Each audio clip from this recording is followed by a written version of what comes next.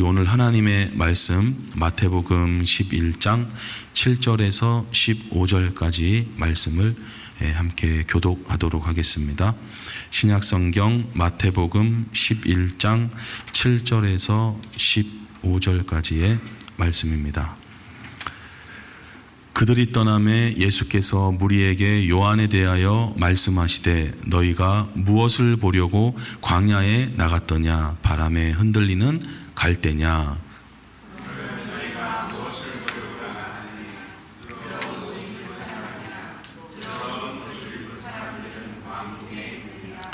그러면 너희가 어찌하여 나갔더냐? 선지자를 보기 위함이었더냐? 옳다. 내가 너희에게 이르노니 선지자보다 더 나은 자니라.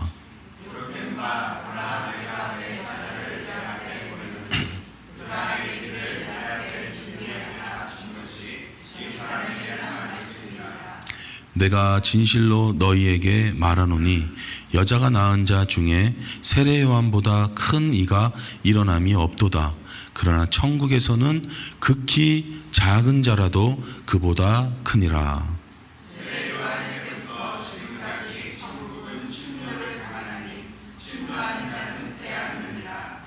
모든 선지자와 율법이 예언한 것은 요한까지니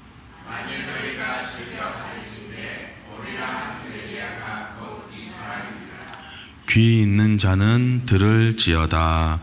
아멘. 지난주에 이제 세례 요한의 제자들이 예수님께 찾아왔습니다. 감옥에 있으니까 세례 요한이 뭐 특별히 감옥에서 할 거 없죠. 오직 중심과 신경과 관심은 예수님의 들리는 사역의 소문이었을 것입니다. 근데 세례 요한이 이렇게 선포했어요. 그분은 나보다 더 위대하신 분이고 놀라우신 분이어서 나는 그분 신도 들을 수 없을 정도다. 근데 이제 그분의 사역 중에 하나가 알곡은 이제 드리고 쭉정이는 이제 불로 태우시리라. 이제 이런 예언까지 선언까지 했거든요. 근데 예수님께서 가라지들을 불로 태우세요? 안 태우세요? 안 태우시더라 이거예요. 오히려 죄인들하고 같이 식사하고 뭐 좀 약간 좀 이상한 거예요. 그럼 자, 여러분 세례 요한의 예언이 잘못됐습니까? 바른 겁니까? 그러니까 세례 요한의 예언은 잘못된 게 아니에요. 근데 이해를 못 하고 있는 거죠. 어떤 부분에서 이해를 못 하냐면 그분의 하시는 일은 분명히 이제 쭉정이들을 불러 이제 태우실 텐데 그게 예수님의 초림 때 하실 일이냐, 재림 때 하실 일이냐를 모르는 거예요. 그러니까 아마 세례 요한은 보통 다 생각하고 있었던 것처럼 예수님 오시면서 이제 다 완전히 끝났다라고 이제 생각을 했을 거예요. 근데 우리도 사실은 성경을 통해서 이제 예수님의 놀라운 가르침을 통해서 알게 된 거지, 뭐 예수님이 첫 번째 오시고 두 번째 오시고 이건 누가 압니까? 하나님께서 알려주시고 성경을 통해서 말씀해 주시니까 아는 거예요. 세례 요한은 거기까지는 몰랐던 것 같아요. 예수님이 하시는 일이 그런 심판의 일까지 갖고 있는 것을 알고는 있었지만, 그래서 예언이 틀린 건 아니에요. 근데 그것은 나중에 예수님이 다시 한번 오실 때 하실 일이라는 것은 아마 알지 못해서 그렇게 예언을 했기 때문에 틀린 예언이고 잘못된 예언은 아닙니다. 여러분, 우리가 기도하다가 하나님의 어떤 사인이나 감동이나 음성을 듣게 될 때 이런 일이 벌어지게 될 것이고 이렇게 되어질 것이야, 우리가 그런 말씀이나 음성을 들을 때가 있는데, 근데 많은 분들의 착각이 바로 이루어질 줄로 생각하고 막 그거를 염두에 두고 일들을 진행하게 되죠. 그럼 이제 문제가 생길 수가 있는 거예요.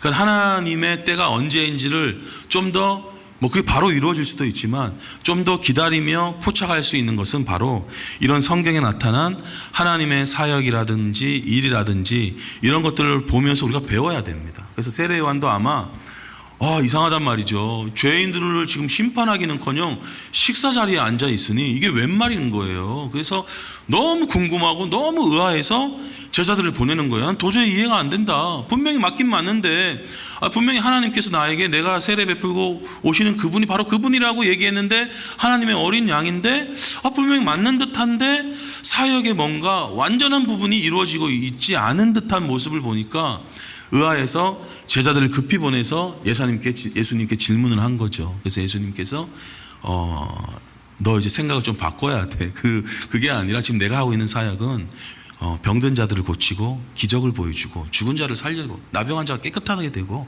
이런 기적과 치유와 즐거운 잔치와 기쁨이 가득한 곳, 그리고 더 많은 제자들을 모으고 하나님 나라를 볼 수 있도록 인도하는 것, 그런 사역을 내가 지금 하고 있어. 그래서 아마 세례 요한은 받아들였을 거예요. 여러분, 말씀이 이해가 안 될 때 왜 말씀이 이럽니까? 이런 자세보다는 자꾸 이해하려고, 자꾸 깨달으려고 질문하는 건 좋은 거예요. 세례 요한처럼. 나는 이 부분이 이해가 안 되는데, 이렇게 해서 자기를 다시 성장시키고 말씀에 대한 깊이 있는 이해로 해 나가야 하는 게 중요한 자세인 거예요. 근데 바리새인들이나 이런 분들은 배우지 않았죠. 무슨 소리냐 하면서 적대적이고 반발하죠. 그래서 예수님께서 그런 이야기를 하시면서 나로 말미암아 실족하지 않고 넘어지지 않는 자는 복되다. 그 세례 요한은 복된 거예요. 세례 요한은 넘어지지 않게 되는 거죠. 자, 이런 일련의 이야기들을 듣고 보고 있는 문제는 예수님과 지금 함께하는 제자들과 무리들입니다. 아마 웅성대기 시작했을지도 몰라요. 야, 왜냐면 거기 있던 사람들은 다 이제 세례 요한한테 세례도 받았고 광야에 나가서 세례 요한의 설교와 메시지를 다 들었던 사람들이거든요. 그리고 세례 요한에 대한 존경심과 깊은 신뢰감들을 다 갖고 있는 사람들이에요. 저분이 선지자인 것을 확실히 믿고, 왜냐하면 그 전에 구약 성경이 끝나고 한 400년 정도 선지자들이 없었어요. 그러니까 얼마나 배고픔과 갈급함들이 있어 왔겠어요. 그런데 그러한 존재가 지금 나타난 거예요. 그래서 부랴부랴 다들 광야에 나가서 그분의 메시지를 듣고 그분의 사인을 이제 받게 된 거죠. 자, 근데 그 세례 요한이 예수님께 대하여 의구심을 자아내기 시작하니까 뭐 무슨 얘기를 했는지 모르지만 아마 좀 실망했는 사람들이 있었을 수도 있고, 야, 결국 뭐 세례 요한도 감옥에 있으니까 어쩔 수가 없구나, 뭐 인간이야, 뭐 이런 식으로 그냥 뭐 그렇게 얘기하는 사람들이 있었을 수도 있고, 아마 그런 말들이 있었는지 모르겠어요. 왜냐하면 예수님께서 이제 그 하시는 말씀들을 보니까 그냥 조금 추측해 볼 수 있지 않느냐라는 생각에서 이런 생각을 해보게 되는데, 자, 예수님께서 그런 분들에게 세례 요한에 대한 명확한 입장을 표명하십니다. 나를 지금 의심하는 자에 대한 그런 비난을 하시는 게 아니라, 자, 오히려 세례 요한을 올바르게 증언해 주시고 증거해 주시고 있거든요. 자, 무리들에 대해서 이제 말씀하시는 첫 내용입니다. 우리 7절, 8절 말씀을 읽어보겠습니다. 그들이 떠남에 예수께서 무리에게 요한에 대하여 말씀하시되 너희가 무엇을 바람에 흔들리는 갈대냐? 그러면 너희가 무엇을 보려고 나갔느냐? 부드러운 옷 입은 사람이냐? 부드러운 옷을 입은 사람들은 왕궁에 있느니라. 아멘. 자, 예수님 같이 이제 질문을 듣고 세례 요한의 얘기를 듣고 그 질문지를 던져드렸던 이제 사람들이 하고 이제 뭐 이해를 했는지 못 이해했는지 모르겠지만 여하튼 다시 세례 요한에게 갑니다. 여기 이제 남아있는 무리들은 세례 요한의 제자들도 있었고 원래 출신도요. 그리고 여하튼 다 그런 세례 받고 아마 그랬던 분들이에요. 자, 예수님께서 그 무리들에게 이제 요한에 대해서 말씀하시는 거예요. 자, 너희들이 다 광야 나가봤잖아. 그때 나갈 때 뭘 보러 나갔니? 하면서 질문을 하는 거죠. 바람에 흔들리는 갈대 보려고 나간 건 아니잖아. 바람에 흔들릴 갈대는 뭐예요?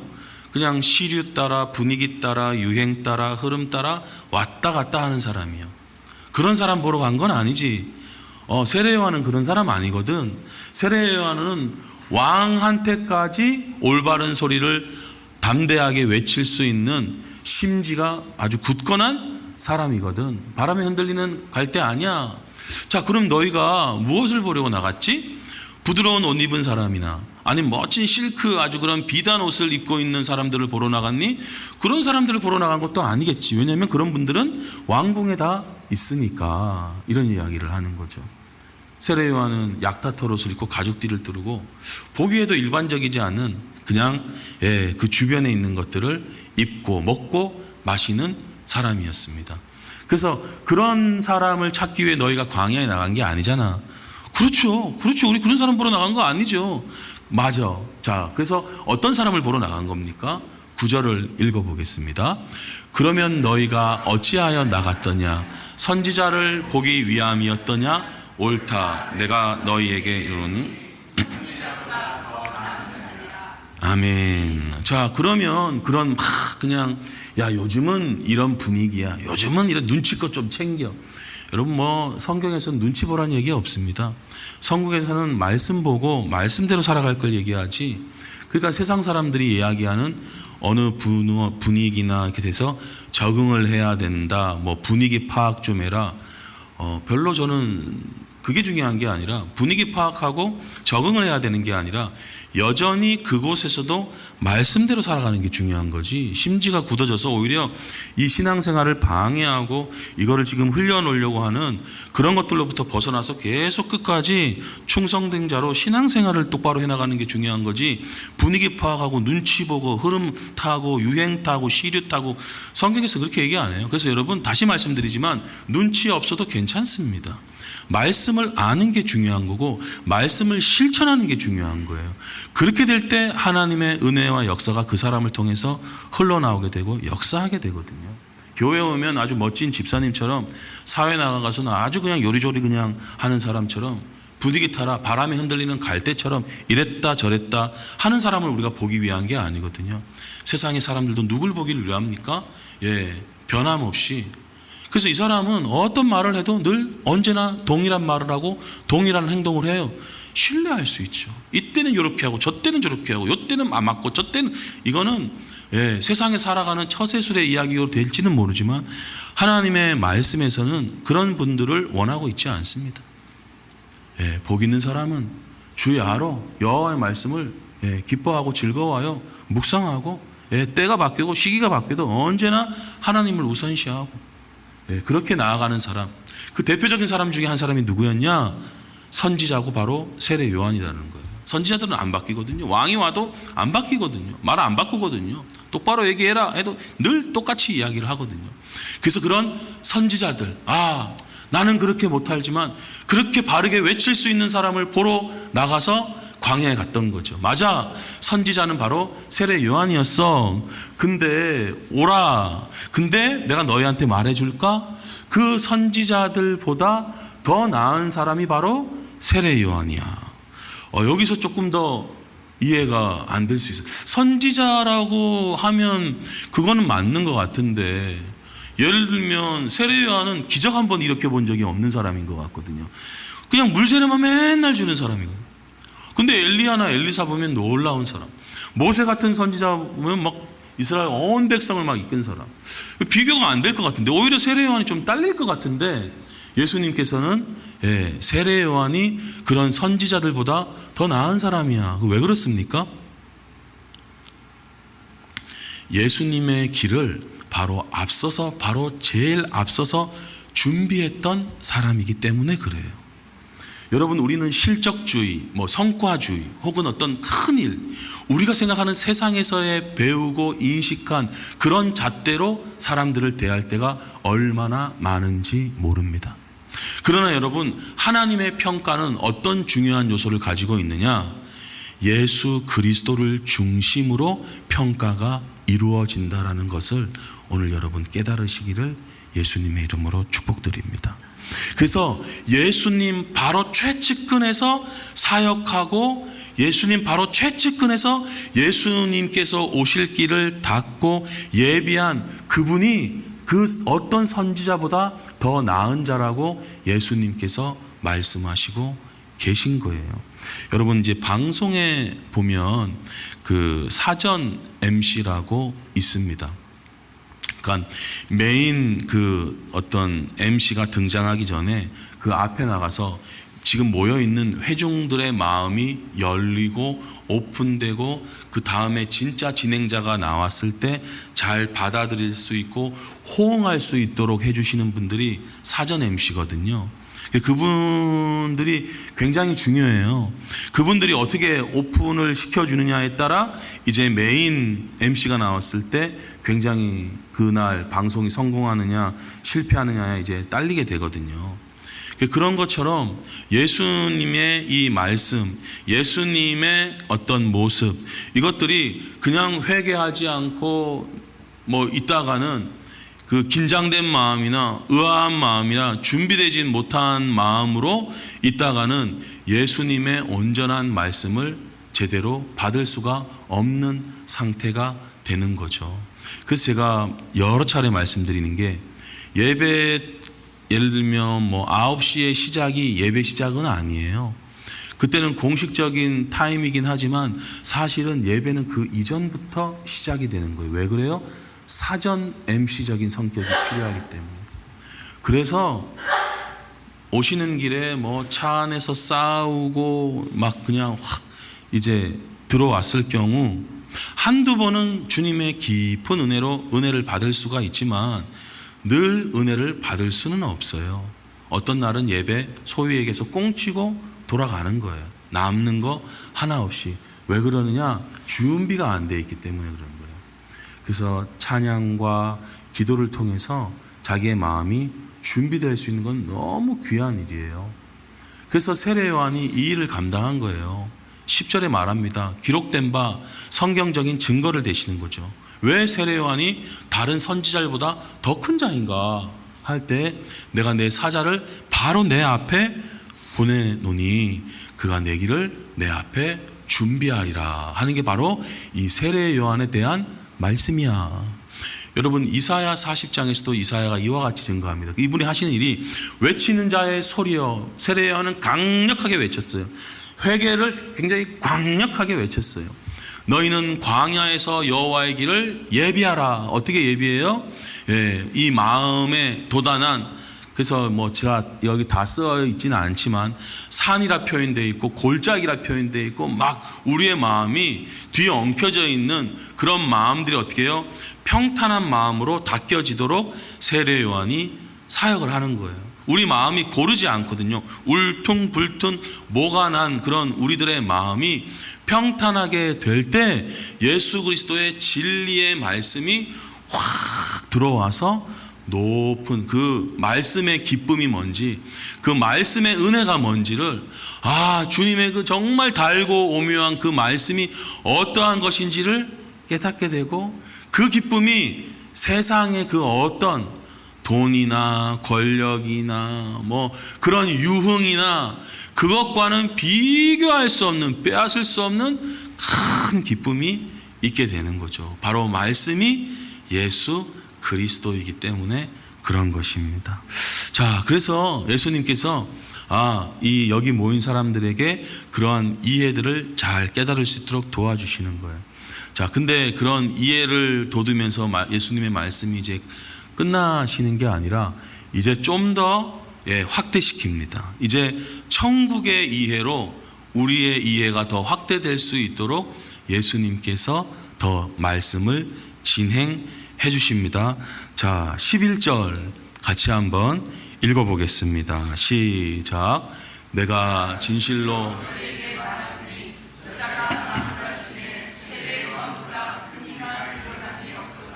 그러나 천국에서는 아멘. 뭐 선지자보다 더 크다. 그거가 이해되는데, 이제는 여자가 낳은 자 중에 세례 요한보다 큰 이가 일어남이 없도다. 이렇게 말씀을 하세요. 여자가 낳은 자라는 건 뭡니까? 모든 사람을 이야기하는 거죠. 왜냐하면 여자로부터 태어나지 않은 사람이 없잖아요. 그러니까 인류가 생긴 이래 역사상 세례 요한보다 큰 사람 없어. 이제 더 확대시키는 거예요. 선지자뿐만이 아니라 여자가 낳은 자 중에 세례 요한보다 더 큰 이가 일어남이 없어. 그럼 와, 이럴 것 같은데 예수님께서 더 우리의 이해와 이 천국에 대한 생각들을 새롭게 해주시는데, 그러나 얘들아, 천국에서는 극히 작은 자라도 세례 요한보다 크단다. 이렇게 이야기하시는.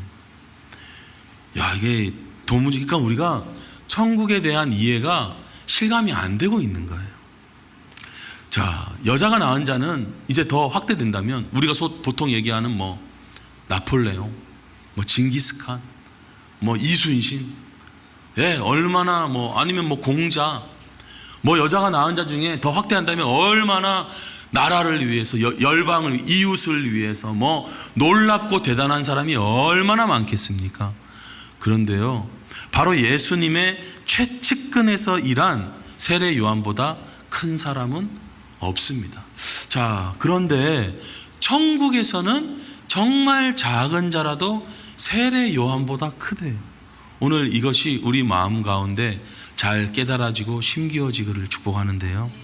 여러분, 여자가 낳지만 천국에서는 누가 낳게 합니까? 성령으로 태어나게 한다라고 말씀하거든요. 잘 보십시오. 첫 번째 우리가 알아야 될 건 뭐냐면, 일단 왜 예수님이 이렇게 중요한, 선지자들이나 수많은 구약의 사람들은 예수님 보기를 굉장히 간절히 원했어요.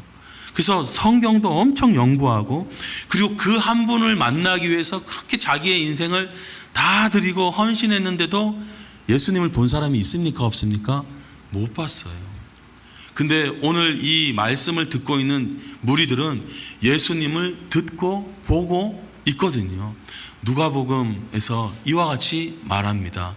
내가 너희에게 말하는데 선지자와 임금이 너희가 보는 바를 보고자 하였을 때 보지 못하였으며, 누굴 얘기하는 거예요? 예수 그리스도를 얘기하는 거예요. 그리고 너희가 듣는 바를 듣고자 하였을 때 듣지 못하였느니라. 여러분, 세례 요한이 왜 재림 때 하실 예수님의 사역을 이해하지 못했을까요? 다 듣지 못했기 때문에. 감옥에 있는 사람의 한계였던 거예요. 아마 예수님을 계속 따라다녔으면 세례 요한도 하면서 그 안에 기쁨이 충만했겠죠. 이런 거구나, 이런 거구나, 이런 거였었구나. 왜 세상이 이렇고, 왜 진리가 이렇고, 왜 하나님이 이렇게 사역을 하시고, 왜 세계를 이렇게 경영하시는지 이해가 되겠죠. 지금도 교회 다니지만 하나님의 말씀을 잘 모르시기 때문에 하나님이 세상을 어떻게 경영하시는지, 어떻게 운영하시는지 모르기 때문에 답답하고 싱거운 분들이 많아요. 이것을 깨달으면, 이것을 실감하게 되면 세상이 빼앗을 수 없는 그 큰 기쁨으로 가득 차게 되는 거죠. 그러나 이 말씀의 기쁨이 없기 때문에, 예수님을 보지 못하기 때문에 답답하고 힘이 든 거예요. 그래서 예수님께서 첫 번째, 바로 나를 볼 수 있다라는 이 기회와 은혜가 얼마나 놀라운 것인지, 그 세례 요한이 바로 그 앞에서 준비해서 가장 큰 인물이지만 천국에 있는 그 어떤 사람보다도 크지 못하다. 왜냐하면 천국에서는 모두 예수님을 보고, 예수님의 십자가와 부활과 기적과 놀라운 것들을 다 듣게 되고 알게 되는 사람들로 가득 차 있게 되거든요. 그리고 요한복음 3장에서 또 이와 같이 말을 하죠. 누구든지 물과 성령으로 나지 아니하면 하나님 나라에 들어갈 수 없다. 육에서 난 것은 육이요. 징기스칸이 얼마나 대단한 일을 했는지 모르겠지만 육의 일들이에요. 이순신 장군이 얼마나 대단한 일을 했는지 모르겠지만 육의 일들을 한 것입니다. 세종대왕께서 얼마나 대단한 일들을 했는지는 모르겠지만 육에서 난 일들을 하는 거예요. 여러분, 깨달으시기를 축복하고요. 세상 사람들이 얘기하는 대단한 싸움들, 정치에 대한 아주 그런 이야기들, 많은 것들이 육에서 나서 육으로 사라질 거예요. 그러나 영에서 난 것은 영원한 것이고, 영적인 것이고 영의 일들이에요. 무당이나 이런 사람들도 영의 일들을 합니다. 그러나 잘못된 영이고, 우리는 거룩한 영, 성령으로 태어나는 거예요. 너희가 다시 태어나야 한다. 성령으로 다시 태어나야 된다. 보통 물은 이제 말씀으로도 해석을 하기도 합니다. 왜냐하면 우리가 복음의 말씀을 들었을 때 거듭났다 그러거든요.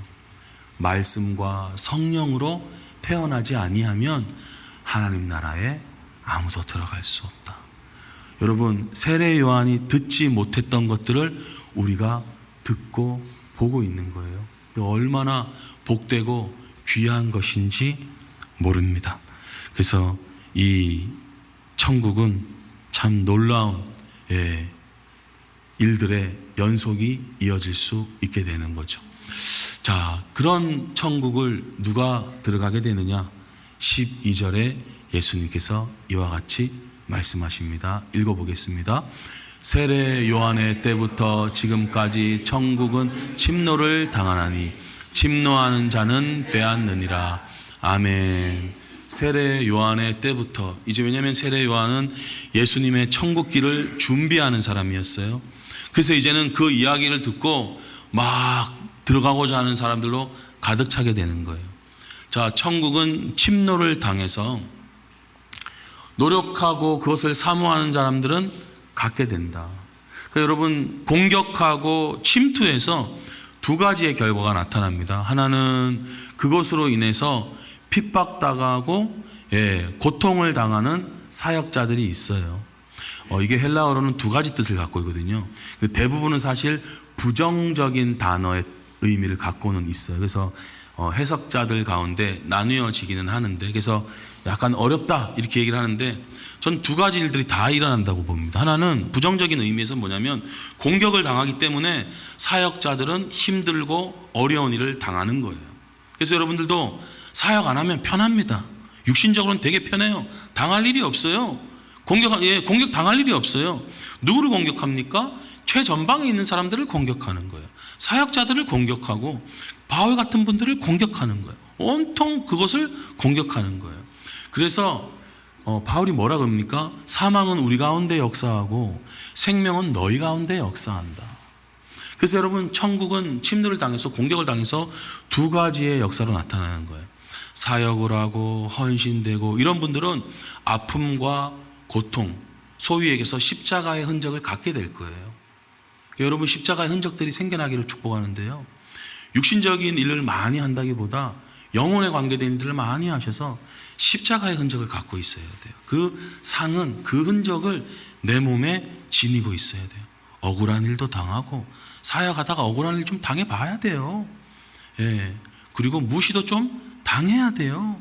자존심 상해서 그거 안 하려고 그러고 그러면 안 됩니다. 무시도 당하고 자존심도 당하고 억울한 일도 당하고 침뱉음까지 당하면 너무 좋은 일인데, 여하튼 뭐 그런 일도 거의 없죠. 그래서 제자들이 두드러 맞고 할 때 와, 할렐루야, 그 말씀을 믿었기 때문에. 근데 요즘은 우리가 조금만 봉사하다가 좀 언짢고 하면 어떻게 집어쳐버린단 말이에요.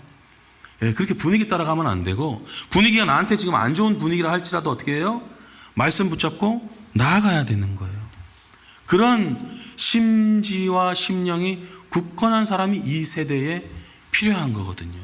아, 지금 이때야, 지금 요때야, 요리 샤바하고 조리 샤바하고 이런 사람 말고요, 그냥 계속 가는 사람이에요. 우리가 금요일 날 보았던 다니엘처럼, 아, 지금 조서가 왕의 도장에 찍혀서 금령이 내렸어. 이제 모이지 마, 기도하지 마, 딱딱딱 했는데도 다니엘 어떻게 해요? 창문 열고 그냥 계속 하던 대로 그냥 거룩한 습관을 따라 그냥 하는 거예요.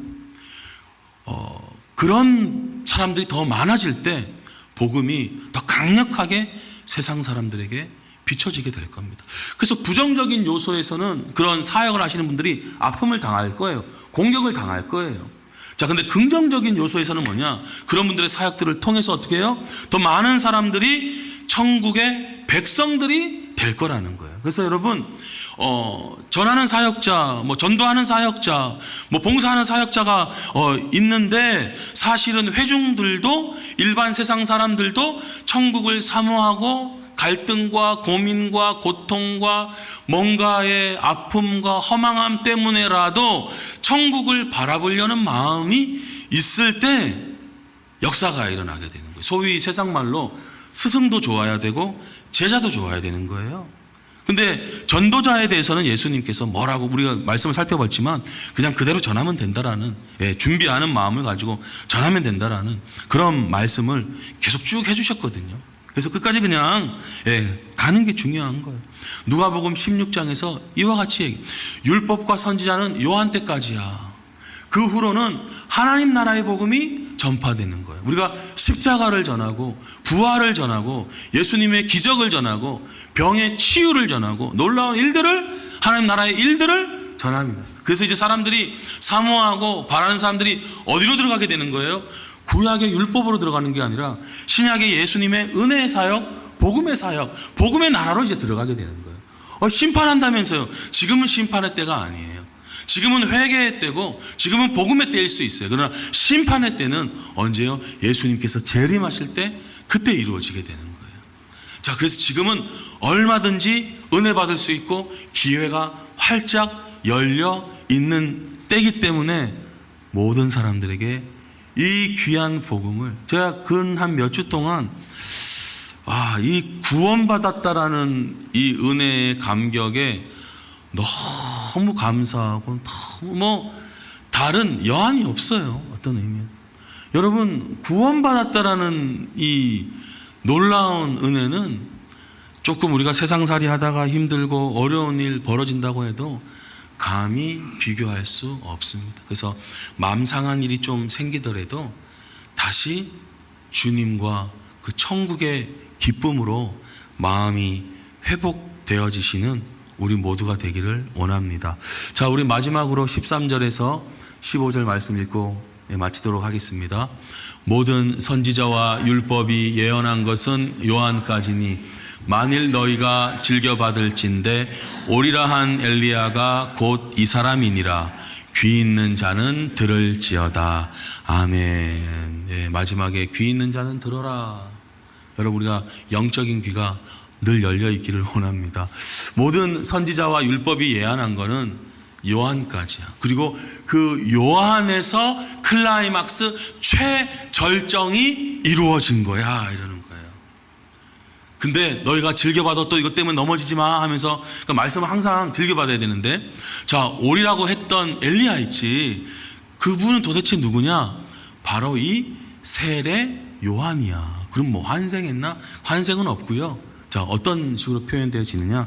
누가복음 1장에 보니까 이렇게 이야기합니다. 그가 또 엘리야의 심령과 능력으로 주 앞에 먼저 와서 우리들의 이 잘못된 마음을 회복시켜 주는 거예요. 이 거스르고자 하고 반항적인 우리의 이런 마음들을 의인의 슬기와 지혜에 돌아오게 하는 거예요. 그래서 주님을 위해 세운 우리와 같은 백성들을 준비시키는 사역을 했던 사람이 세례 요한입니다. 자, 이제 세례 요한의 사역이 끝났습니까? 초림하실 때는 이미 끝이 났죠. 근데 예수님은 이제 어떻게 되십니까? 다시 오신다고 이야기했잖아요. 여러분, 예수님 곧 다시 오시는데 우리가 요한처럼 예수님 다시 오심을 준비하는 백성이 되어야 될 줄로 믿습니다.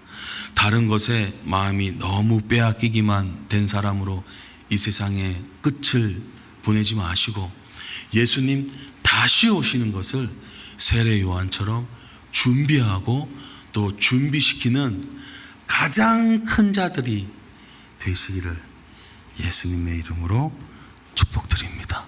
왜냐하면 세례 요한은 유대인들을 위주로 사역했거든요. 근데 이제 이방 사람들을 위주로 사역할 것은 바로 우리와 같은 사람들입니다.